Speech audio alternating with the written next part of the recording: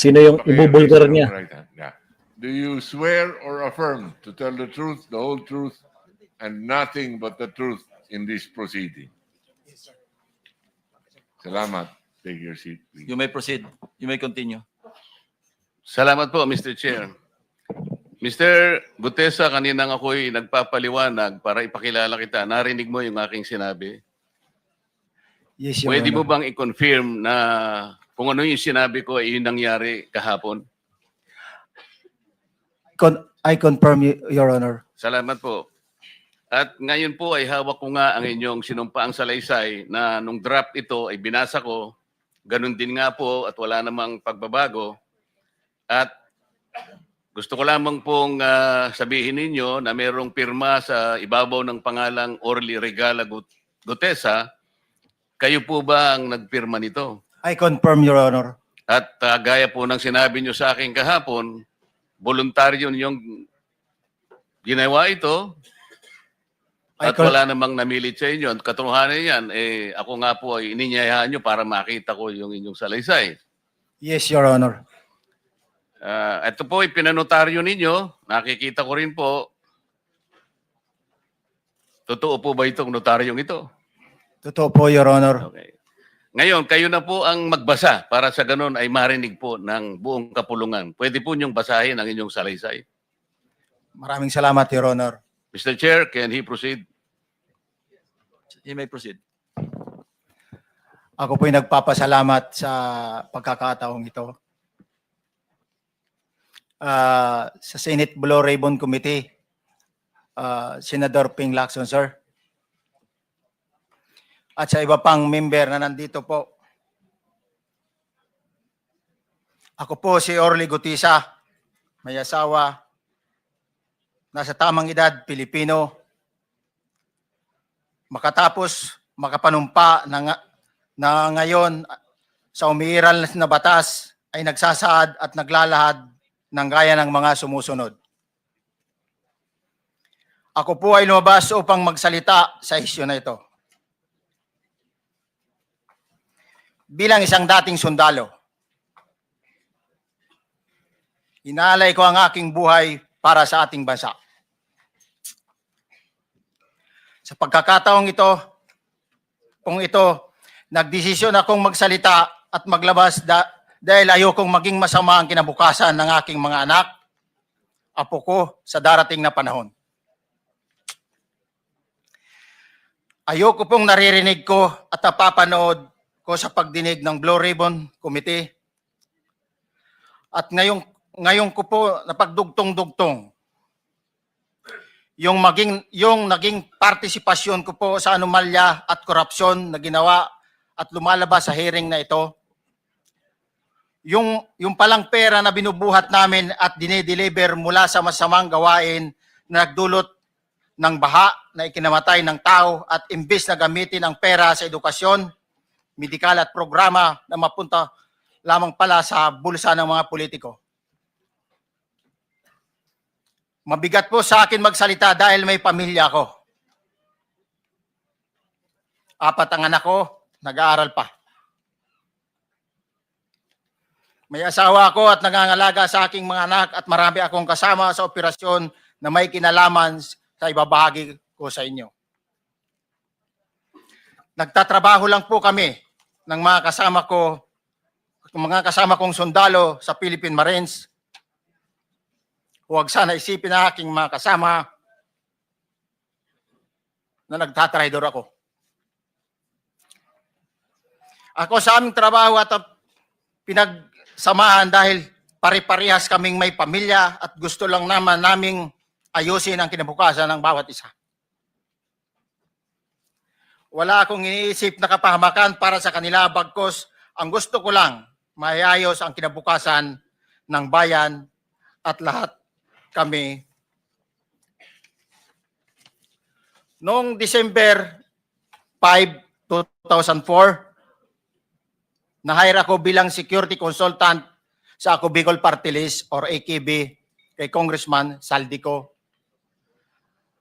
At nasimula ng duty ko kay Congressman Saldico. Bawat umaga, nagre-report ako sa BGC sa Horizon, sa Bonifacio Global City, kung saan nakatira si Kong Saldico. Tuwing may duty at detailed ako sa basura, it means itong basura, ito yung box ng pera na pinag-uusapan natin sa kasalukuyan. Mr. Gutesa, mag-stick ka lang sa binabasa mo. Huwag ka nang nag-a-adlib. Ay, Kung ano yung nandito, basahin mo lang. Yes, Your Honor. Tuwing may duty detail ako sa basura, pumupunta kami sa 28 Ladybug Corner, Dragonfly, Valle Verde 6, Pasig City. Tagabuhat lang ako ng malita ng basura. Ang ibig sabihin ng basura ay malita na may lamang pera. Ang bawat malita ay may lamang humigit kumulang 48 million pesos.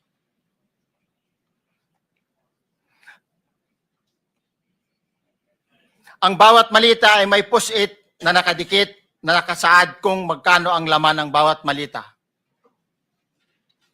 Tuwing may duty detail sa basura, may pumupunta na tao na magde-deliver ng basura at nire-receive ni John Paul Estrada at Mark Tiksay.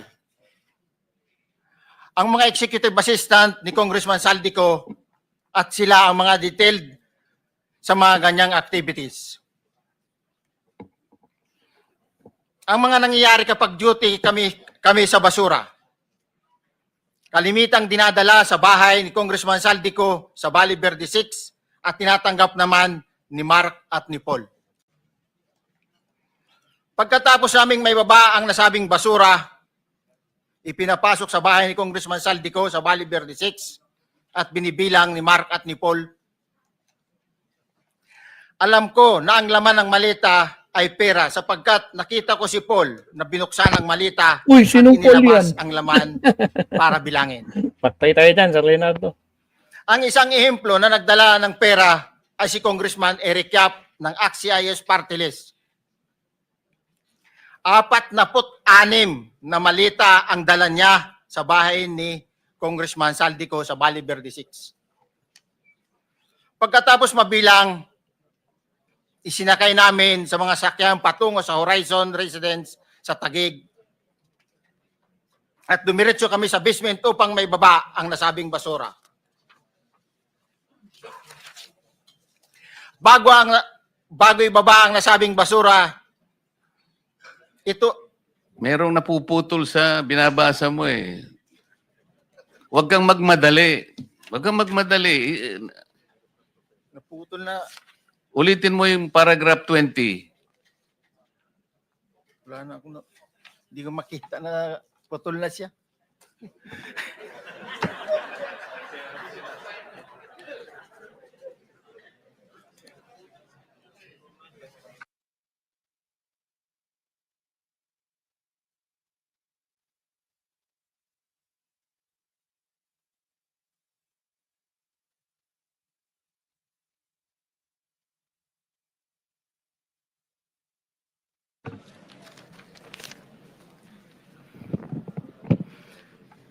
Pagkatapos, mabilang ang sinasakay namin sa mga sakyang patungo sa Horizon Residence, Taguig.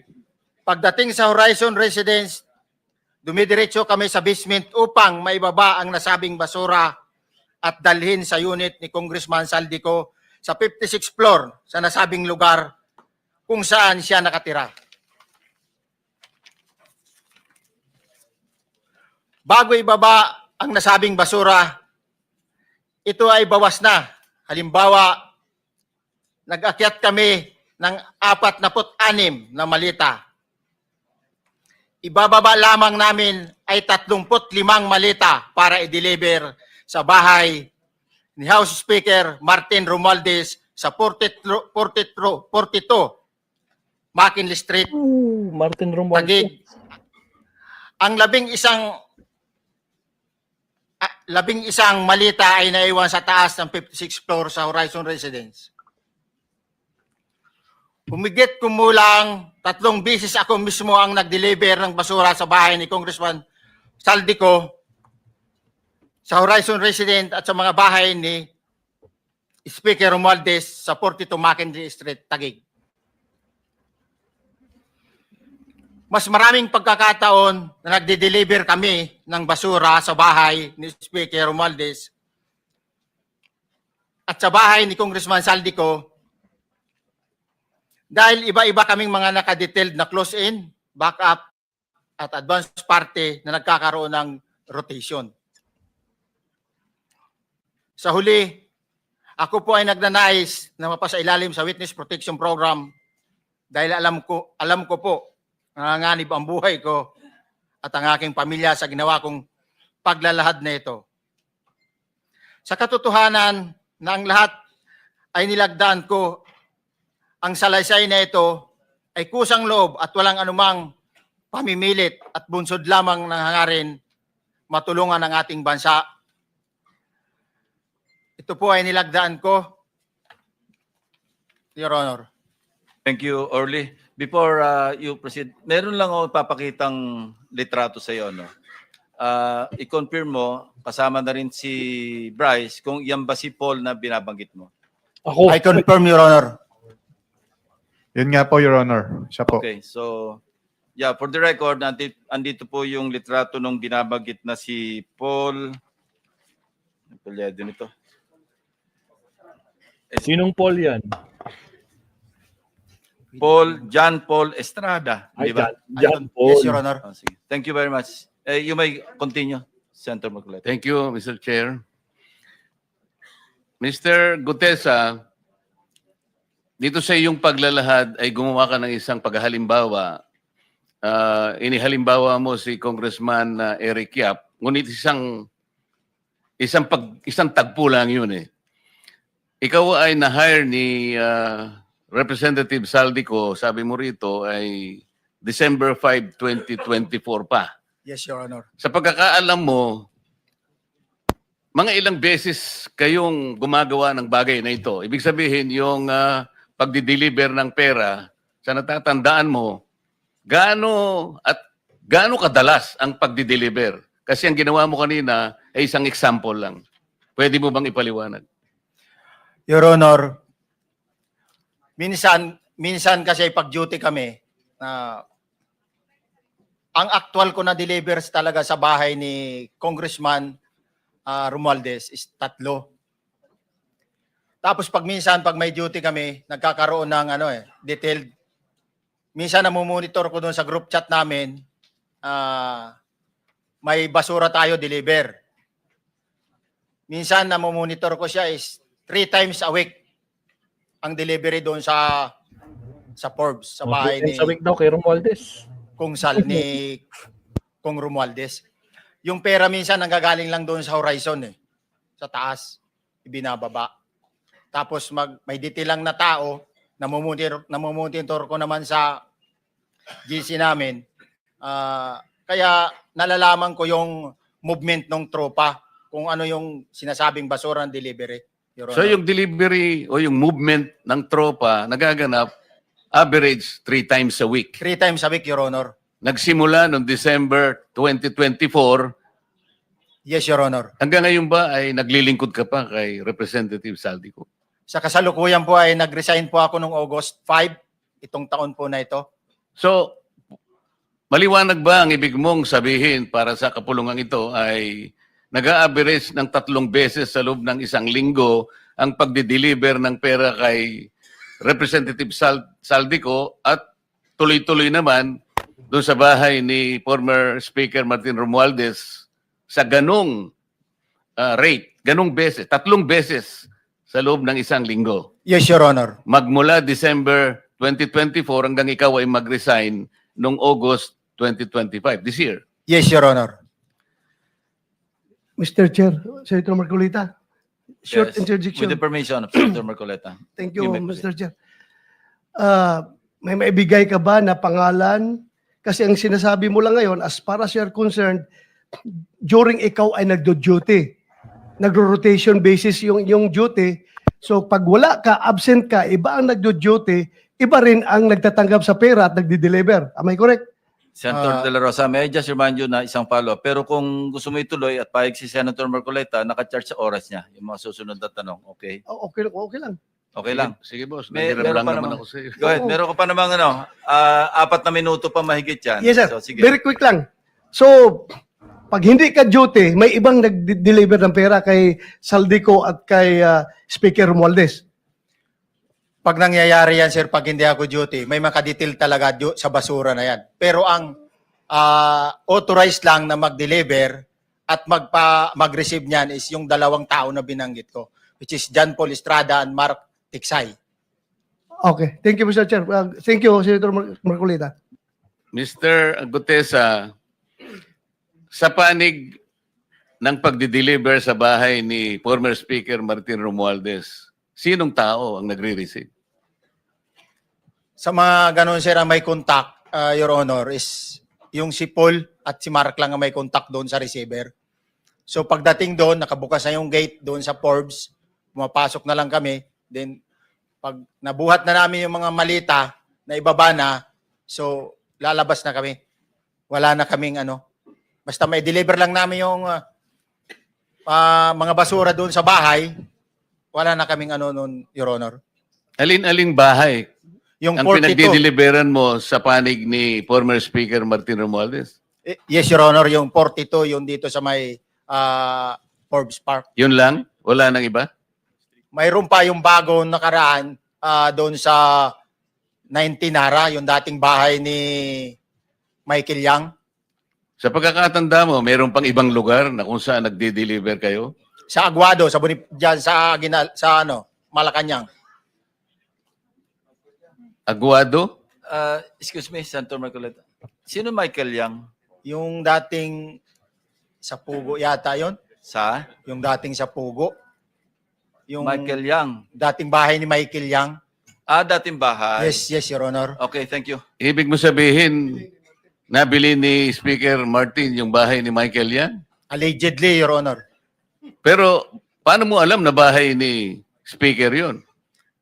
Kasi doon na nagde-deliver yung tropa nung hindi na nagde-deliver doon sa 42, Your Honor.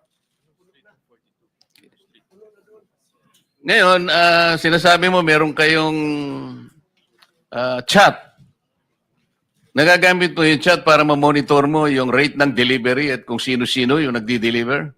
During the time nung nandoon pa ako, Your Honor. Mr. Chair, salamat po at baka meron po pong Thank you. gustong Yeah, itanong ating may mga kasama. papakita pa ako isang litrato pa, no? Identify mo lang siya. Sino yan? Mark Tiksay, Your Honor. Meron pa ba nakakakilala sa kanya bukod sa'yo? Dito? Wala. Nabanggit kasi ni Engineer Alcantara rin dito eh. Sa salaysay mo noong September 23, sinasabi mo, hindi ko po siya na-meet during pagdadala. Ang tao niya po ay may alias lang na Paul at Mark. Na-meet mo ito si Mark, Engineer? Sa Valle Verde po, once lang po. So, kinukonfirm na si Mark Tiksay ito? Mark po and Paul, karaniwan po ng... Okay, thank you. Thank you, Senator Marcola. Mr. Chair, may tatanong lang po kung Yes. with the permission of Yeah, okay. Senator Marcoleta. Mr. Orly, sabi niyo po 46 na maleta na nagkakalaman po ng 48 million bawat isa. Tama po ba? Based doon po sa level nung malita na nakita ko, Your Honor. Paano po nalaman ninyo na 48 million po ang laman ng bawat isa? Kasi bawat malita po, mayroon siyang post-it na nakalagay, may sign na 48. Lahat po yun may 48. Yes, Your Honor. So, yung 46 maleta, 48 million ang laman ay nagkakahalaga po ng 2.2 billion. Alam niyo po ba yan kung 3 times a week ang sinasabi ninyo ang delivery? Based sa my experience, doon lang ako naka-experience ng 46 nung time na yon, Your Honor.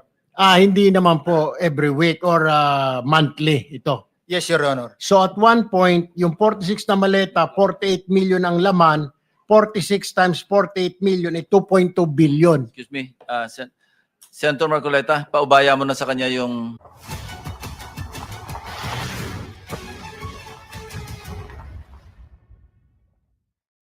Ganun po yung multiplication eh. Siguro, Your Honor, yun ang lumalabas. So one time lang po ito. One time lang po, yung time ko lang yan, nung panahon na na-identify ko si Congressman Yap, Your Honor. All right, maraming salamat po. Thank you.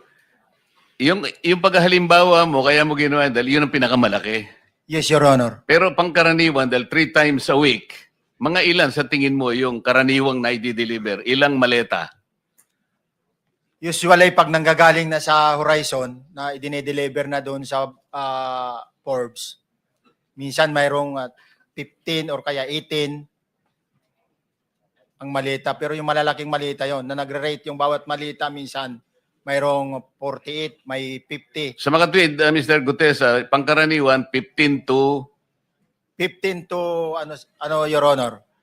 yun ang average, pangkaraniwan. Yes, Your Honor. Yung nabanggit mong nabigla ka sapagkat malaki, 48, yun lang kay Congressman Eric Yap. Yes, Your Honor. Yun ang time na nakita ko talaga in yung ganung kabalk Okay. yung balita na yun, Your Okay. Honor.